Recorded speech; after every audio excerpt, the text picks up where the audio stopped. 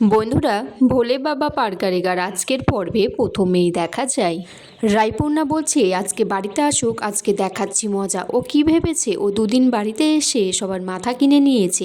নেহাতি ওর বাবা ওকে সাপোর্ট করছে বলে ভেবেছে আমি হয়তো কিছু বলবো না। তখন শতরূপা বলছে হ্যাঁ, সাক্ষ্য যা করছে তা মেনে নেওয়া যায় না। সাক্ষর কাকা বলছে সাক্ষ্য তো একদম আমাদের হাতের বাইরে চলে গেছে, আর আর নীলাঞ্জন দাদা তো ওই মেয়ের নামে এক ঢোক জল বেশি খায়। রায়পূর্ণা তখন বলছে যে একদম তোমার দাদাকে আমি ছেড়ে কথা বলবো না। অবশ্য খাল কেটে কুমির তো আমি বাড়িতে নিয়ে এসেছিলাম। শতরূপা তখন বলছে আর কুমিরের কান্না জানো তো, তুমি ওর কান্নায় ভুলে গিয়ে দিদি ভাই এই বাড়িটাকে কিন্তু ও একেবারে ভিখারির দশা বানিয়ে দেবে। শতরূপা তখন চৈতিকে বলছে যে চৈতি, তোমার সাথে বিয়েটা হলে কত ভালো হতো।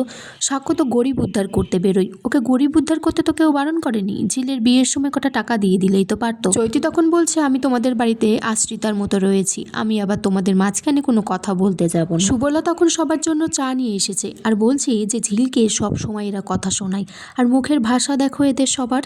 সুবলা তখন সাক্ষর দাদুকে বলছে যে আপনাকে কি একটা বিস্কিট দেবো? তখন বলছে আমার কিছু লাগবে না, তুমি চাটা রেখে চলে যাও, দরকার পড়লে তোমার কাছে আমি চেয়ে নেব। সেখানে তারপর তিতির এসেছে, এসে তার বাবাকে বলছে আমার একটু বাইরে বেরোনোর ছিল, কালকে এক বন্ধুর বাড়িতে যাওয়ার ছিল।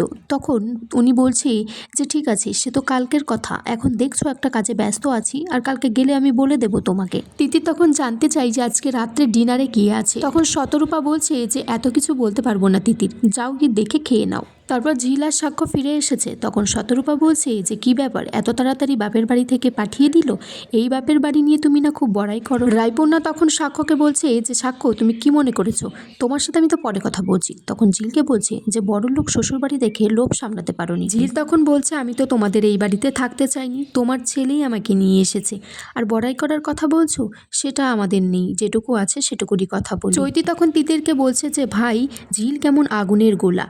তখন তিতির বলছে এই আগুনকে কি করে বরফ করতে হয় এই বাড়ির লোক জানে। ঝিল তারপর রায়পূর্ণাকে বলছে তোমার মনের মধ্যে কি চলছে যেমন আমি জানতে পারি না, আমার মনের মধ্যে কি চলছে তেমন তুমিও জানতে পারো না। মানুষ যদি মানুষের মন পড়তে পারতো তাহলে তো ভালোই হতো। তুমি যদি জীবনের সময়সীমাটা বোঝো তাহলে বুঝতে পারবে মানুষ এই পৃথিবীতে আসে কিছু কাজ করতে, তারপর সে কাজ করবে, সুস্থভাবে জীবনযাপন করবে, তারপর মায়া কাটিয়ে এই পৃথিবী থেকে চলে যাবে। রায়পূর্ণা তারপর সাক্ষ্যকে বলছে তুমি যে ঝিলকে নিয়ে এই বাড়িতে আসছো, তুমি তো একটা ফোন করে জানাতে পারতে। তুমি আশ্চর্য রকম একটা ছেলে হয়ে যাচ্ছ, বউকে ছাড়া একটা রাত থাকতে পারছো না। রায়পূর্ণা তখন সাক্ষ্যকে বলছে তুমি ওদেরকে গ্যাস ওভেন আর ফ্রিজ কিনে দিয়েছো। তখন সাক্ষ্য বলছে হ্যাঁ দিয়েছি, আমি তো কোনো ভুল করিনি। তখন রায়পূর্ণা বলছে ভুল করনি, তুমি দিতে দিতে এই বাড়িটাও ওদের নামে লিখে দাও। এদিকে ঝিল ভ্রমরকে বলছে এই বাড়ির লোকজন যদি সাক্ষ্যর মাথায় কথা বলিয়ে তার আমার প্রতি মন উঠিয়ে দেয়। তখন ভ্রমর বলছে আমি তোমার দাদাভাইকে চিনি, তা কখনো হবে না। ভ্রমর তারপর তিতিরকে বলছে এখানে বড়রা কথা বলছে আর তোরা দুজনে এত কি কথা বলছিস। তিতির তারপর ভ্রমরকে বলছে এখানে বড়রা কথা বলছে আর তোরা দুজনে ওখানে কি কথা বলছিস এত। তখন ভ্রমর বলছে আমি কি করবো সেটা কি তুই বলে দিবি। তখন তিতির বলছে হ্যাঁ, তুই যদি ভুল পথে হাঁটিস সেটা তো আমি বলবোই, কারণ যতই হোক আমরা দুজনেই এই বাড়িরই মেয়ে। ভ্রমর তখন বলছে তাহলে তুই বলতে চাইছিস বৌদি ভাই এই বাড়ির কেউ না।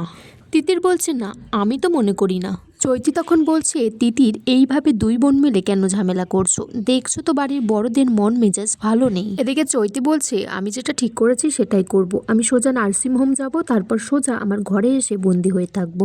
তখন তিতির বলছে না, এটা তো আমার বাড়ির অধিকার আছে, আর তাছাড়া ও তো থাকতে দেয়নি তোমাকে, তোমাকে আমাদের বাড়ির লোকজন তোমাকে এখানে থাকতে দিয়েছে, তুমি যেখানে খুশি সেখানে যাবে। সাক্ষ্য তারপর রায়পূর্ণাকে বলছে মা তুমি তো পুরো পাল্টে গেছো আগের থেকে, আর আমি ঝিলতে বাড়িতে গিয়ে দেখি সামান্য দুটো জিনিস কিনে দিয়েছি বলে বাড়িতে এসে এত বড় তোমরা ঝামেলা করছো। তোমরা তো মনে হচ্ছে আমাদের জন্য অপেক্ষা করছিলে যে আমরা কখন আসবো আর আমাদেরকে ধরবে তোমরা।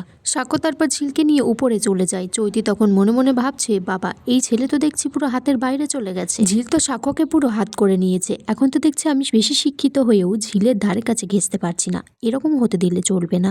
আর এখানেই আজকের পর্ব শেষ হয়ে যায়। বন্ধুরা তোমরা কমেন্টস করে জানিও আজকের পর্বটা কেমন লেগেছে।